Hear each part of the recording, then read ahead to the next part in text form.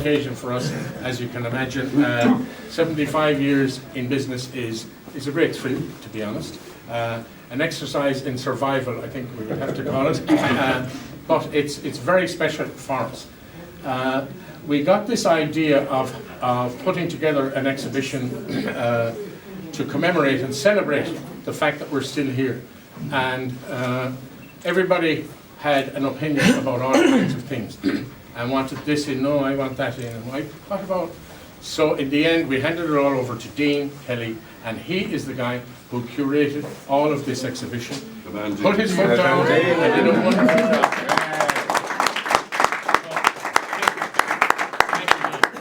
And he did a lot of things that we wouldn't have thought of, I have to say. And what he has come up with, it's a bit like a jigsaw in a sense, in that each of these images are important in their own sense, but when you put them all together, it comes up like a kind of a big overall picture, a very different kind of picture altogether, and one that we're very proud of. And equally, we're very proud to have a real old friend here, I have to say, Ronnie O'Gorman, to open the exhibition. Now, it's very interesting because when my parents opened a bookshop in Galway, there was only one other bookshop there before, and that was run by his dad. And I'm not quite sure whether he regarded us as major competition or not. In fact, we were actually very complimentary, and we have been ever since. So it's a pleasure to welcome Ronnie O'Gorman. Thanks. I'm very conscious of the loquaciousness of this man. And as I said to Tom the other day, really I should be introducing him. And he would bring us around and all his anecdotes and his stories, and he'd tell us all about it. But in a sense, I'm glad he did ask me, or ask somebody else, because 75 years is really a landmark. And I've always maintained that the greatest attraction for industry to establish itself in Galway was not the IDA or the other state agencies and the inducements that they offered, but the realisation for young, mobile people seeking work that Galway offered not only excellent job opportunities, good educational facilities for their families, but above all, it offered an innovative, genuine arts scene that would delight, inform, and prompt many to begin collecting perhaps books and paintings, or to simply enjoy the fun. And in the late 1970s, 80s and 90s, Galway offered an art scene unparalleled in Ireland. And I believe Kenny's led the way.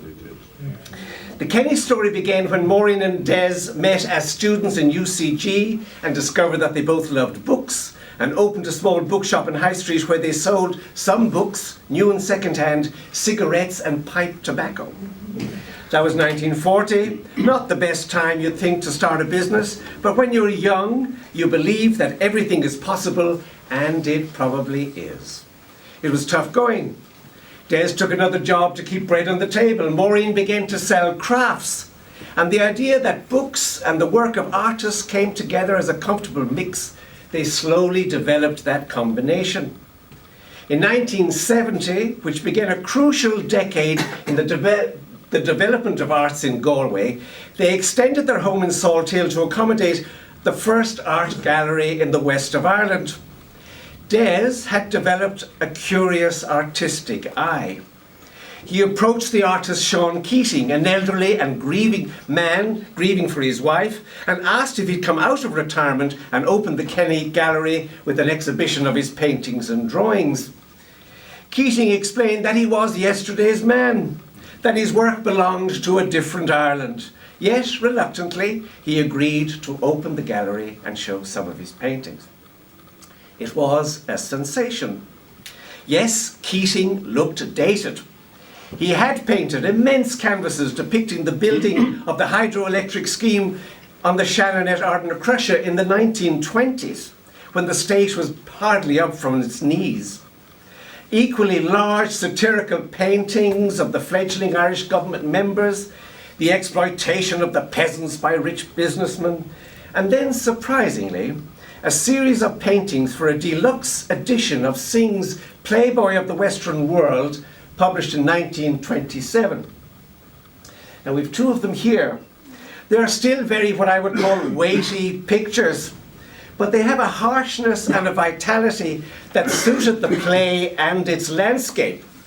Just to the two of them there, that's an illustration of old Mahan, the playboy's father, and the playboy is describing to Peggy, of course, in the poor mouth way, talking about his father.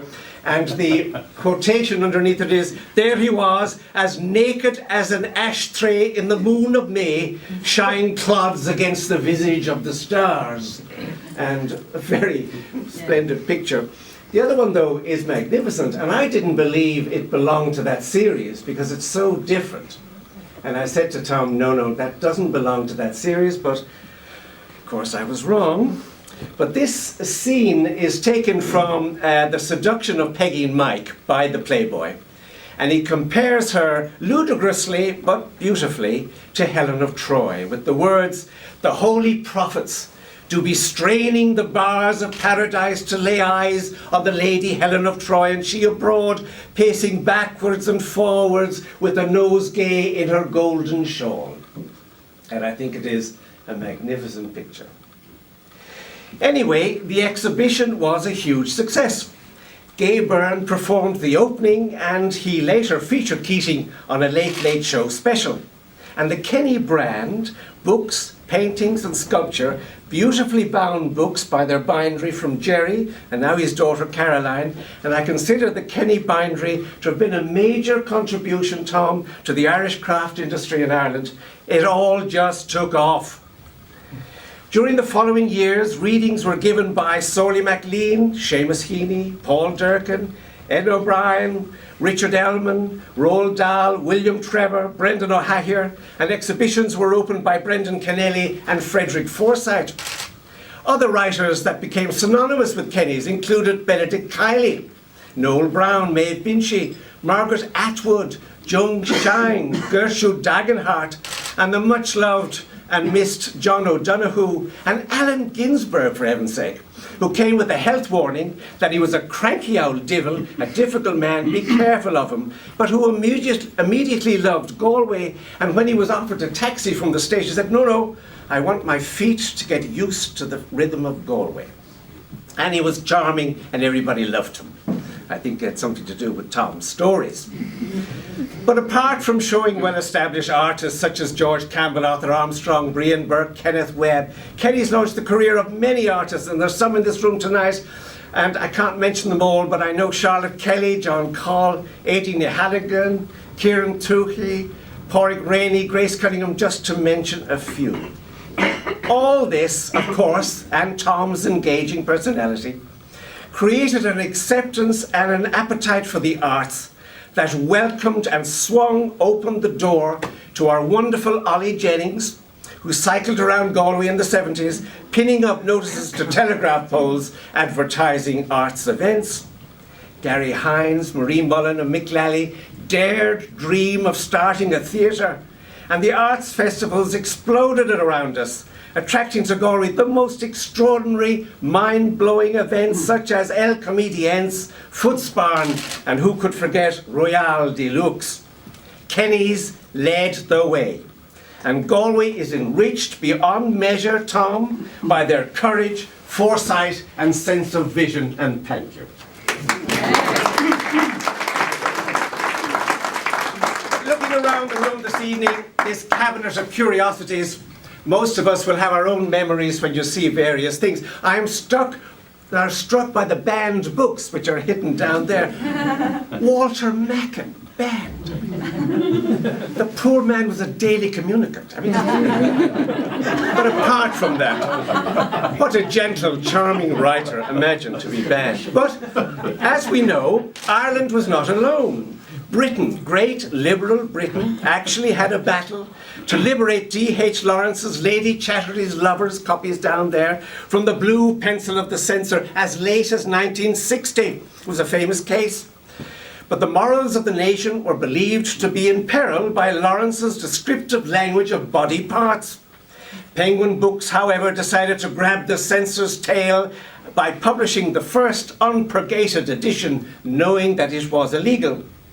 Obviously, they were challenged by the government, And the case did not go well for Penguin until the wonderful antics of the government's Queen Counsellor, a large red-faced Melvin Griffith-Jones, a Welsh chapel man and a war hero. He won the Military Cross for battles in North Africa. It all became a cropper when, in his summary, he asked, in an outraged voice, the jury, quote, "Would you approve of your young sons, young daughters even, because girls read nowadays as well as boys, would you approve of them reading this book? Is it a book that you would leave lying around your own house? Is it a book that you would wish your wife to come across and your servants to read? Would you? I ask you, would you?" And he sat down, not to applause, but to laughter. Because the best cure for these censorious people, I'm afraid, is laughter. Even though it was Brian Lennon Sr. that rid us of censorship, or at least culled it to a more acceptable form of censorship. But Brendan Behan, also down there on the banned table book, of course, most of his books I think were banned, if not all of them, Tom. And Brendan Behan, again, of course, leapt up on the platform, delighted, and turned the whole thing around and made the censorship board a laughingstock because he made it into a song.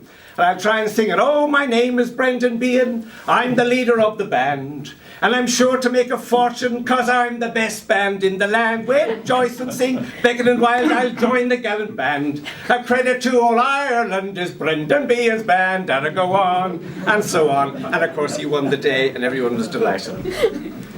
So humour, Tom, which you have shown yourself in many occasions, really is the best tonic that we have. One final thing, Tom. Hansel Monday. I remember going into your shop in High Street. It happened to be the first Monday after the New Year's Day. I didn't know about this. And I walked in and your mum stood up and she said, "Ah, a dark-haired stranger comes into our home. It's Hansel Monday," she told me. It's an old Saxon word and greeting, and if a dark stranger, and I had dark hair in those days, if a dark stranger comes into your home, it means that your farm will prosper, your cattle, your pigs, and your fowl will all prosper. And all I can say, Tom, if your cattle, your sheep, and your fowl have prospered, you can thank me. Ladies and gentlemen, what a night.